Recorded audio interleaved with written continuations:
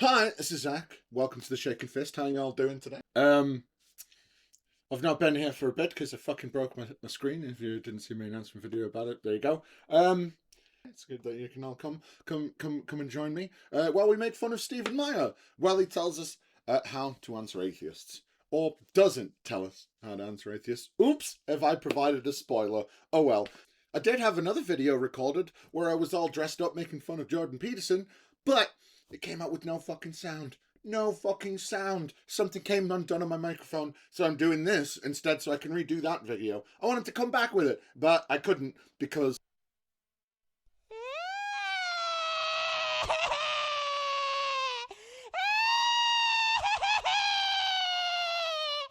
So, I'm so fucking angry. Let's just get into it and let's just laugh at this fucking mewling idiot, shall we?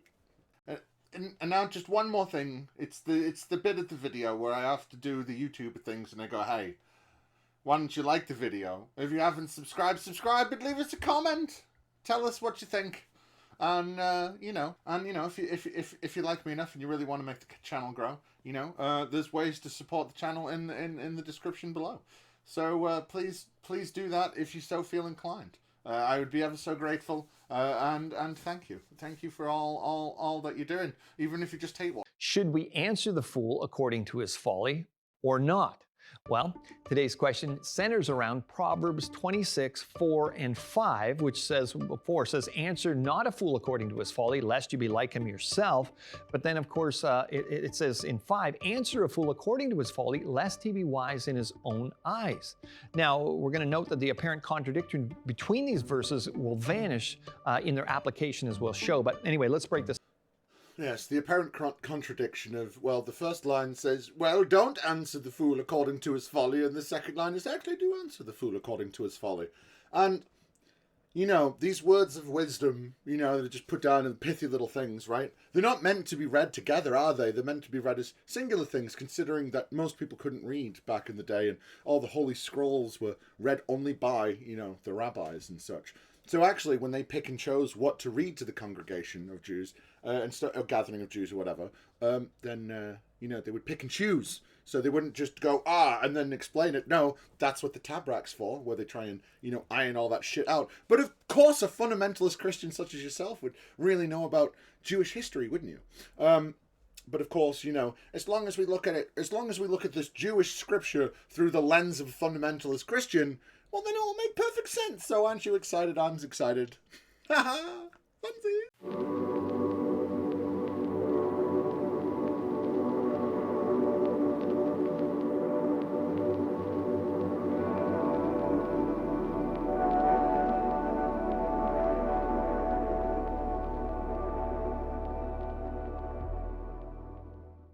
The first thing we need to figure out is who we're talking about here. And the proverb says it's the fool. So who is that?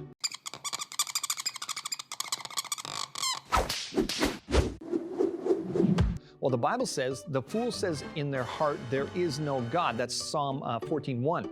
So the Bible clearly identifies atheists as fools. Come, boy. We'll make a fool of you yet. Maybe because in the time it was written, there wasn't any atheists.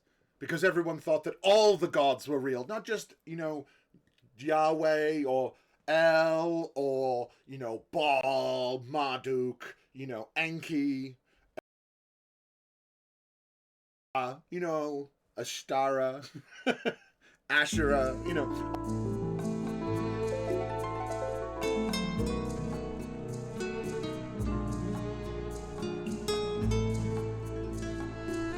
all these different gods. Everyone thought all of them existed, you see. All of them.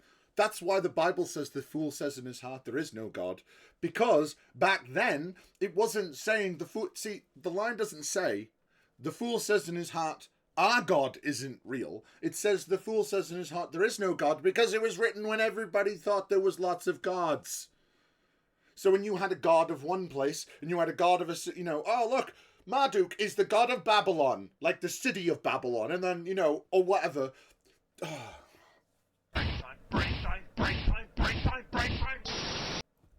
It's the fun thing about religion. As long as you get to believe, as long as you believe hard enough, well, then the actual meaning of what any of it was written for doesn't matter. Because now it's a different time and a place, and of course we're not in Iron Age 1 or anything like that, so we shouldn't live that like that, right? So we'll still take those words and we'll kind of, jam it into whatever we want it to be. Because now there actually is atheists, so now they're stupid and they're a fool because they don't believe in our God, you see. Fool says in his heart there is no God. Oh! Strike me in thine heart. I mean, why?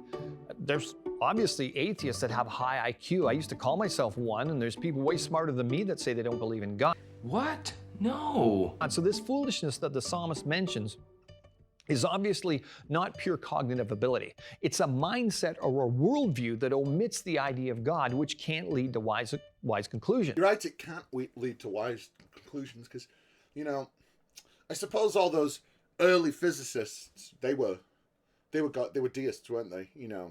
And then I suppose some of them were Christians. And then, when we started actually getting into really heavy physics and really heavy biology, do you know what people started to do? They started to not be Christians anymore. Because it goes against your book so much. And it's not even like, he's going to decry naturalism in a minute. Because, the fact that you can see it with your eyes and test it doesn't mean it's true. The fact that you can use it to make predictions about other things and those predictions then become accurate also means that it's not true. Damn science and its scientific method of finding out things that's given us everything we see about us and the technology we have to talk to each other. And you know what? I don't give a flying fuck, even if every scientist in the fucking world was Christian, right? The things that science shows is still going to say that a 7-day creation is fucking bunk. Okay? It just is. Because, when we look out at the remnants of the Big Bang and the dark flow that comes from it and the dark energy that pushes the dark flow and the, gradual moving away from everything else that everything does as it expands into the nothingness of space. Because we can watch that and we've been watching it for a while and then we can actually use the observations we make from that to predict, like, there's going to be a supernova in a month or two. You know what I mean? That we can see. Because we used our science and our naturalism to go... You see that star? It's going to fucking explode and we're going to be able to see it. Like...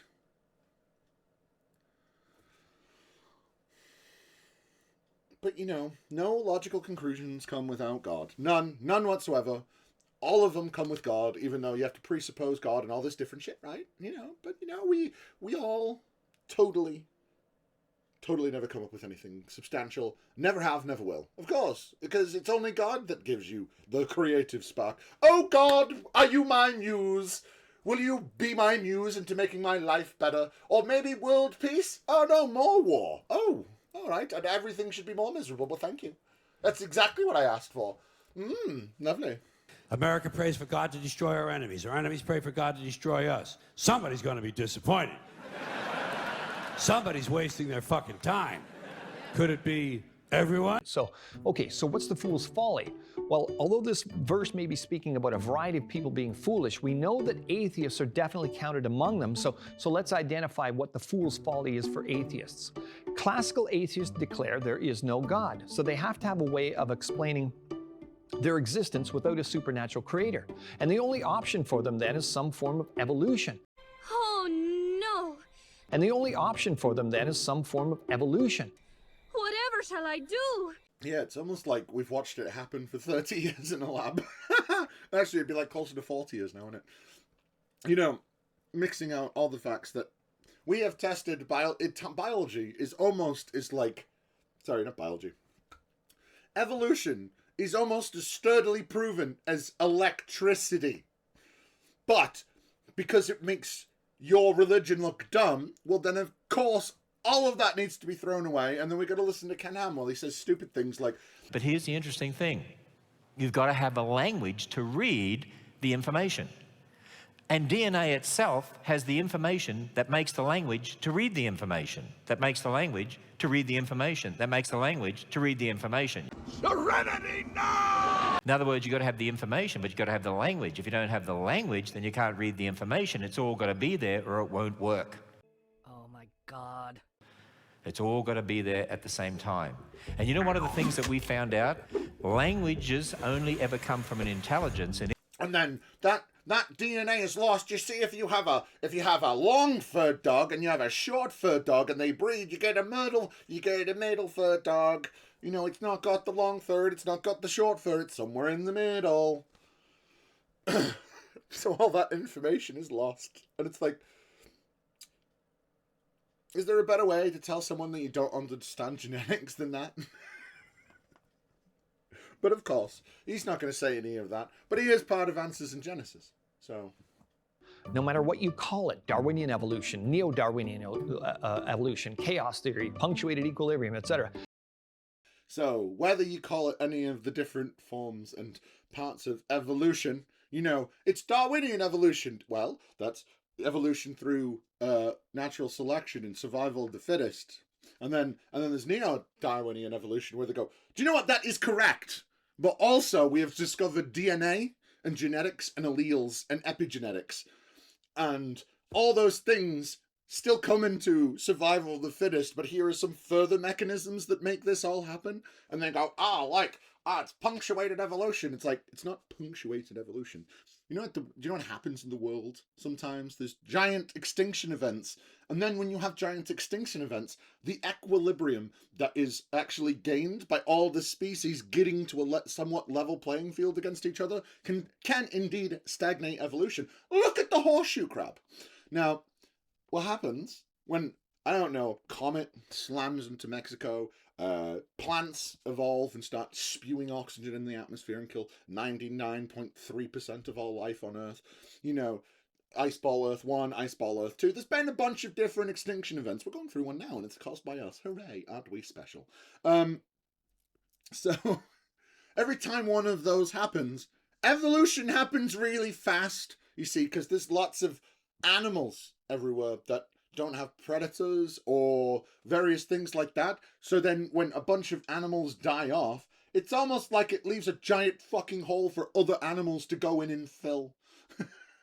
It's almost like if you kill a bunch of the animals, then what's going to happen if the lower animals die off and the medium animals die off? Well, then a lot of the predators die off. And then any herbivores that are left over, if there's any plants left over, are going to move into the area that is now free of predators, right? And they're going to overbreed, aren't they? And then if there's no predators in a greater area, they're going to start to move to different places. And because they're in different places, well, this one might be more watery. This one might be more rocky. This one might be more sandy. This one might have more trees and more grass and blah, blah, blah, blah, blah. And all these different things, which causes different changes, would eventually causes them to speciate. And because it comes after an extinction event, it's almost like that's what happens.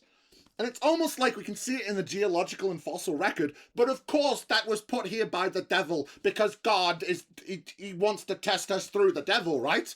You know, he just puts all these things into nature and you're supposed to believe in him anyway, right?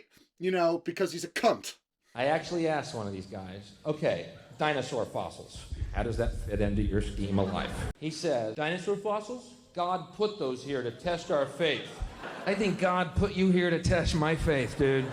It's the concept that everything came about through naturalistic processes, and that is the foolishness the psalmist speaks about. Atheos, no God. The fool says in their heart, there is no God. So atheists, many claiming that they're open-minded, rational, and logical, live inside of a mental paradigm called naturalism, and they don't think outside that box, so to speak. Let me read to you from Proverbs 3, verse 5.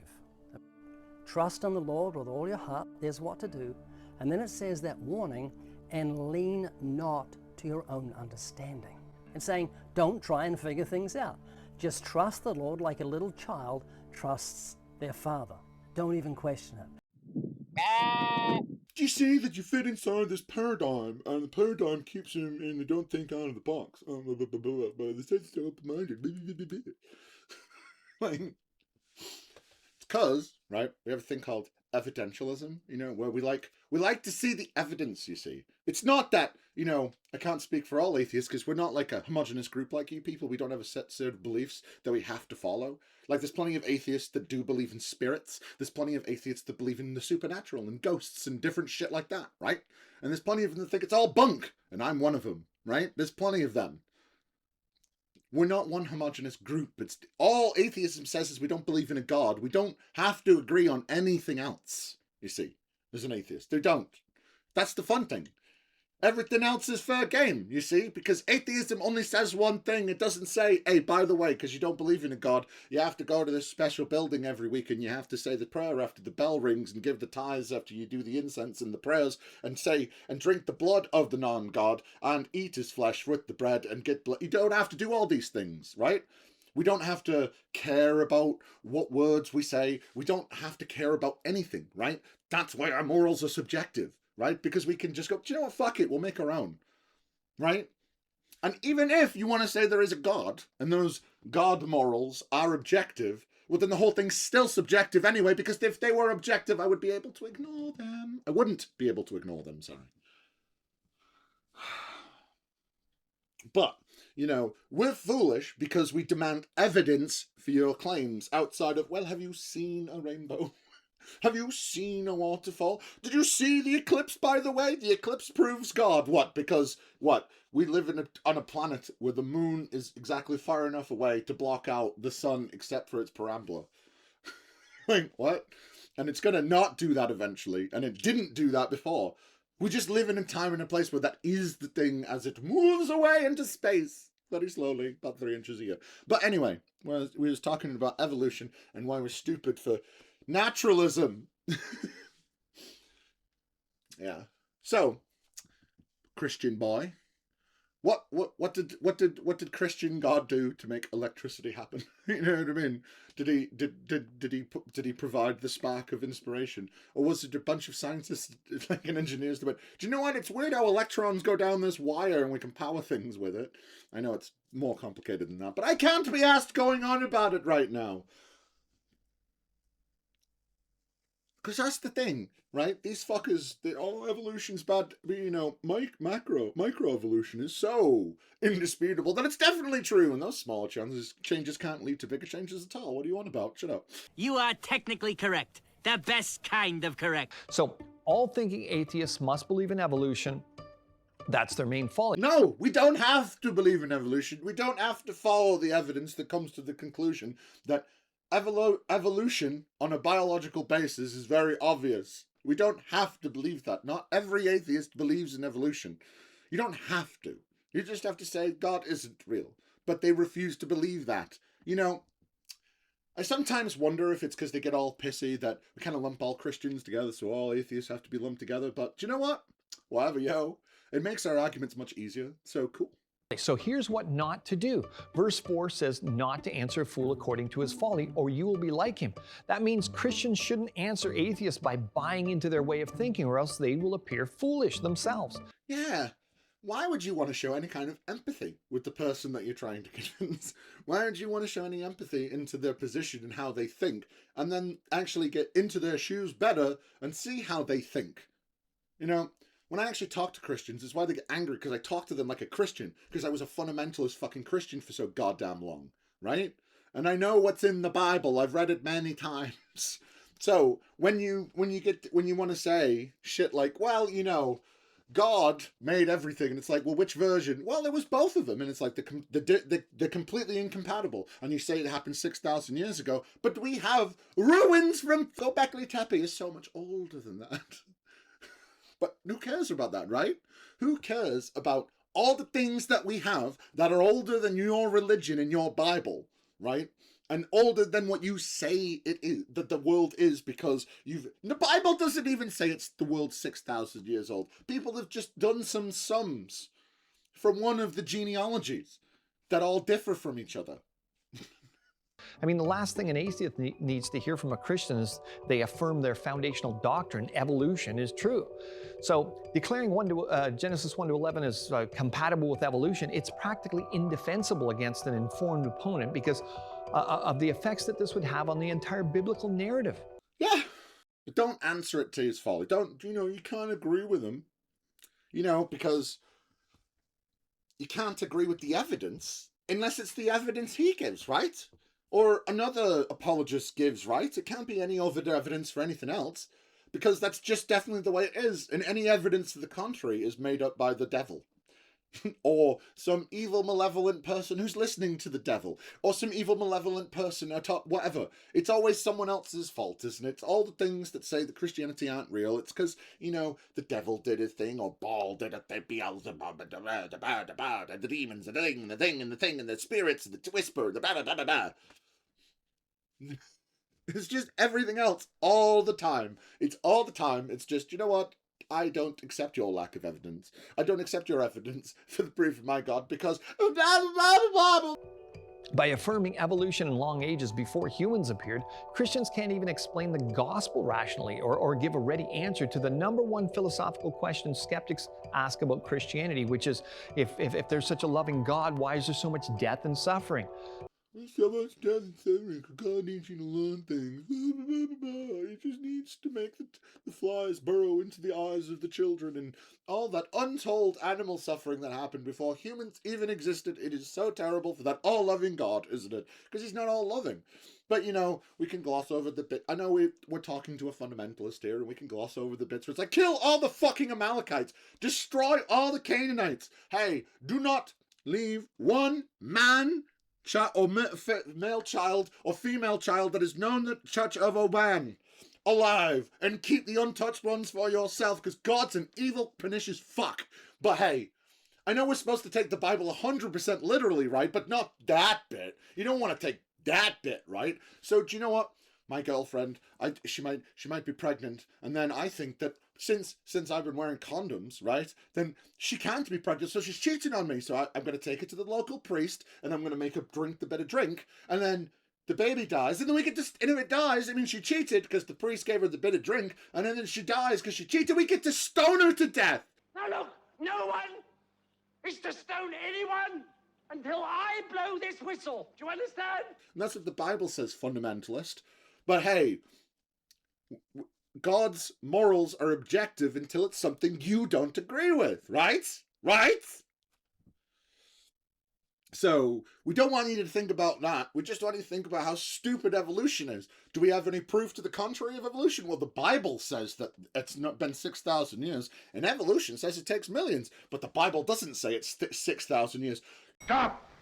Blasphemer! We live in a bubble of naturalism. Well, you live in a fucking bubble of Christianity, and it's so plain to literally everyone else except the people in the bubble. That's why you're in a fucking bubble. You can't even admit that atheists aren't an homogenous group. They believe in different things. They just don't think God is real.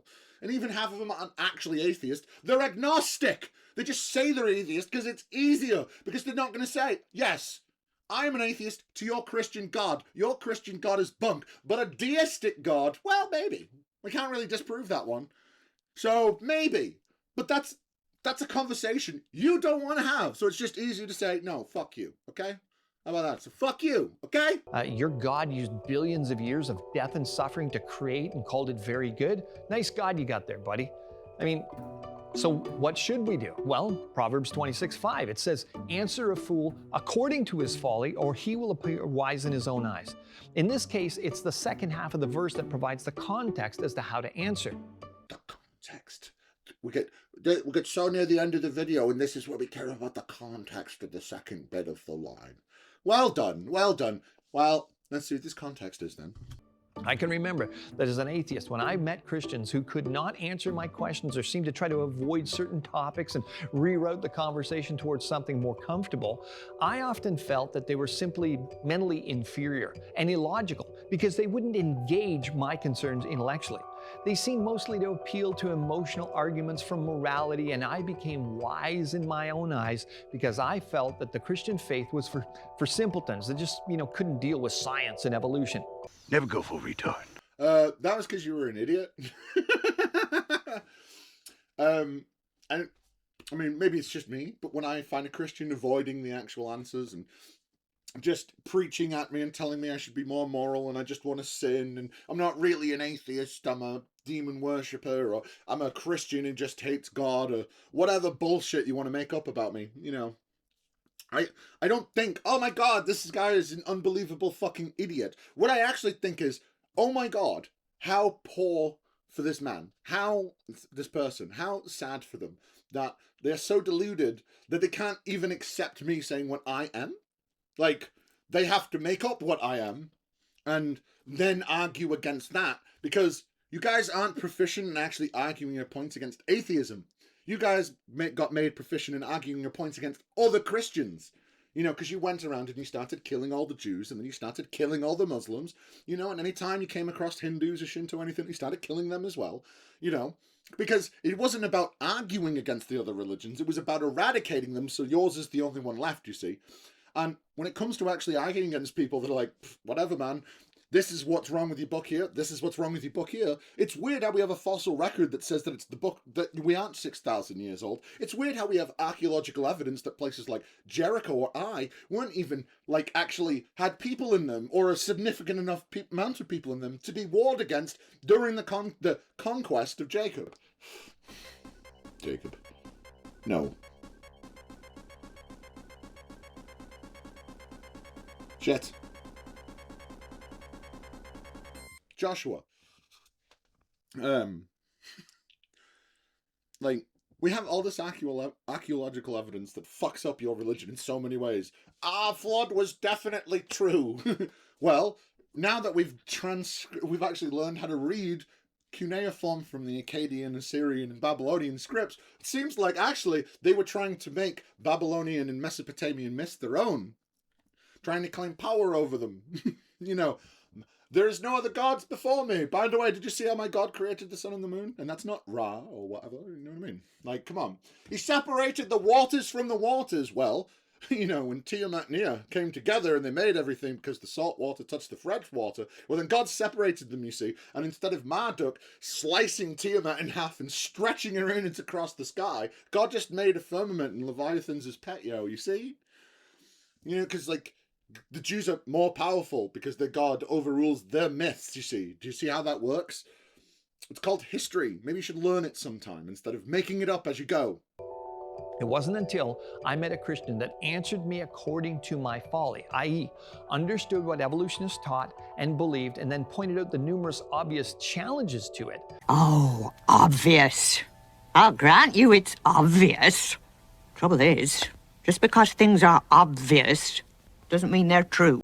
Making me step back and defend it intellectually, that I no longer felt so wise. I now had to put on my thinking cap and try to rally a defense around this whole evolutionary concept instead of just regurgitating evolutionary talking points that I'd been taught that I assumed were, you know, I assumed them rather than robustly critiqued and arrived at logically. So should we answer the fool according to his folly, or should we not?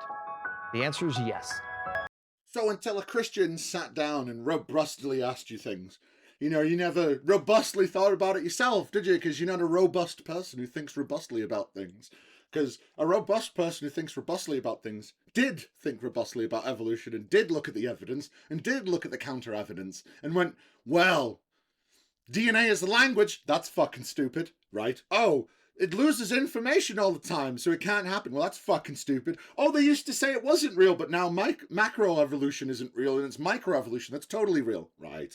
And, oh, look, they're trying to confuse, you know, like before, I meant to bring up this before. He talked about chaos theory, right? What? So, like, chaos theory is, you know, supposed to be a stand-in for, you know, cosmic evolution. You know, because there was a big bang where a phase state change happened in the universe, and it went from one state to another, and then that caused inflation, and the cooling of the explosion turned into plasma.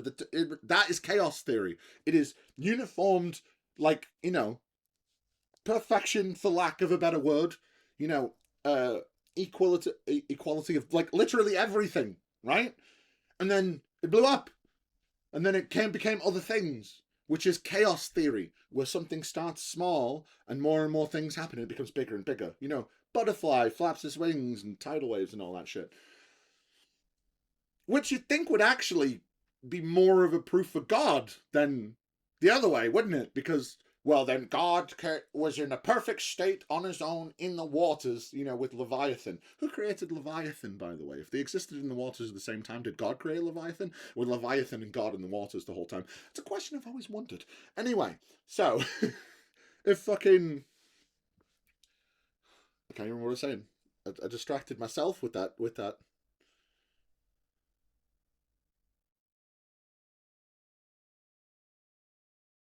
So, actually, that's where I was. So, you know, when I look at people who try and... So when I was looking robustly at it, at the two sides, you know, because when I was coming away from fundamentalism into, like, anti-theism, there was no middle ground. Because I agree with fundamentalists. It's either mostly true or not at all. Has to be. Because what God the whole thing, let's just say the whole thing happened, but not the way it happened in the Bible, because people changed it, right? Well, then you're not actually following the one true God, are you? You're following somebody's version of the one true God, which isn't actually the one true God, and the things that happened. So none of you would be following him correctly anyway. So it should all be correct, shouldn't it? Yeah, that's what I thought. So then, you know, when I'm robustly looking at the differences between evolution and like not evolution, and they go, well, you know, cosmic evolution and evolution are the same thing. You go, that's not what happens. So I don't think you guys have any evidence for it, you know, and you can tell by, if you did, scientists would believe you, because scientists care about whether it's what's right. It's not a God thing. So even when you listen to some of your favorite scientist people that did work on things like the Human Genome Project, and they go, well, when I go in there, I have to put on my scientist hat, and when I come out, I put on my Christian hat, and the two hats do not wear at the same time, because they're not the same thing. Oh my God.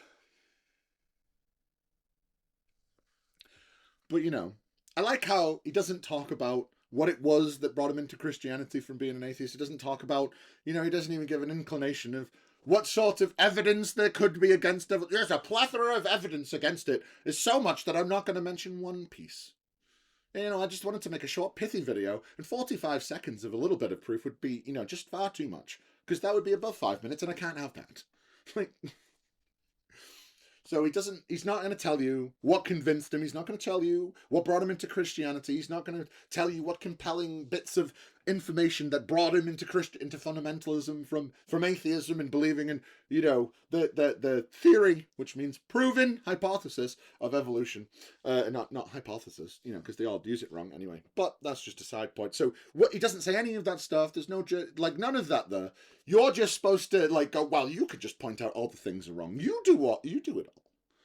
Because, you know, it's more important if you yourself come to the reasoning, you know, after the correct, robust thinking. You wouldn't want to read a book. You wouldn't want to read a book on evolution by Dawkins, you know, who's, you know, created memes and all that stuff. You know, you wouldn't want that kind of biologist or evolutionary biologist, you know, that's done actual work in the field, because they would be able to explain it pretty fucking well. You wouldn't want anyone like that, would you? You wouldn't no, you want everyone to go to you know, and like Ken Ham, and all you fucking little fundamentalist knobheads, and, you know, they're going to tell you all the correct information. And the fact that you even are saying, oh, well, you're basically intoning that, oh, well, there's only one group of people that have the real facts, and you should only listen to them, because, you know, it's atheist and evolutionary talking points.